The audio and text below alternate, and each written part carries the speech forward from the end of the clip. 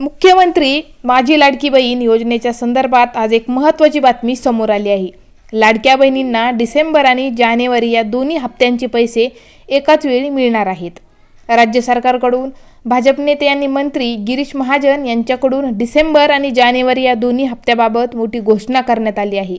मंत्री महाजन यांनी लाडक्या बहिणींना महापालिका निवडणुकांच्या आधीच दोन्ही हप्त्यांचे पैसे दिले जातील अशी घोषणा केली आहे।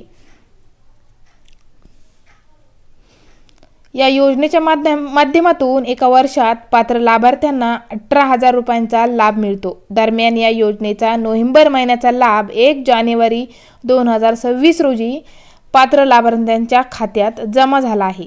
ज्या महिलांनी केवायसी प्रक्रिया पूर्ण केली होती अशा सर्व लाभार्थ्यांना नवीन वर्षाच्या पहिल्याच दिवशी 1,500 रुपयांचा आर्थिक लाभ मिळाला आहे।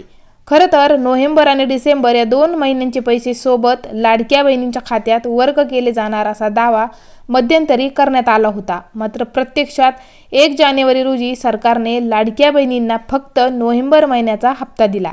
यामुळे आता डिसेंबर आणि जानेवारी महिन्याच्या हप्त्याबाबत पात्र लाभार्थ्यांकडून प्रश्न उपस्थित केले जात आहेत। दरम्यान आता मंत्री गिरीश महाजन यांनी मकर संक्रांतीच्या दिवशी अर्थात 14 जानेवारी 2026 रोजी पात्र ठरणाऱ्या लाभार्थ्यांना डिसेंबर आणि जानेवारी या दोन्ही महिन्यांचा लाभ दिला जाईल अशी माहिती दिली। नक्कीच या निर्णयामुळे राज्यातील लाखो महिलांना मोठा दिलासा मिळणार आहे। पण ज्या लाभार्थ्यांनी केवायसी प्रक्रिया पूर्ण केली नाही अशा लाभार्थ्यांना याचा लाभ मिळणार नसल्याचे स्पष्ट आहे। केवायसी प्रक्रियेसाठी राज्य शासनाकडून लाभार्थ्यांना 31 डिसेंबर 2025 पर्यंत मुदत देण्यात आली होती। या मुदतीत अनेक लाभार्थ्यांनी केवायसी प्रक्रिया पूर्ण केली नाही। मात्र जवळपास 30 लाख लाभार्थ्यांनी केवायसी केली नसल्याचे समोर आले। यामुळे आता या 30 लाख लाभार्थ्यांना पुढील हप्त्याचे पैसे मिळणार नसल्याचे स्पष्ट झाले आहे। दुसरीकडे केवायसी प्रक्रियेसाठी शासनाकडून आता कोणतीच मुदत वाढ मिळालेली नाही। यामुळे आता या सर्व केवायसी न केलेल्या लाभार्थ्यांचा या योजनेतून पत्ता कट होणार हे जवळपास नक्कीच झालेले आहे।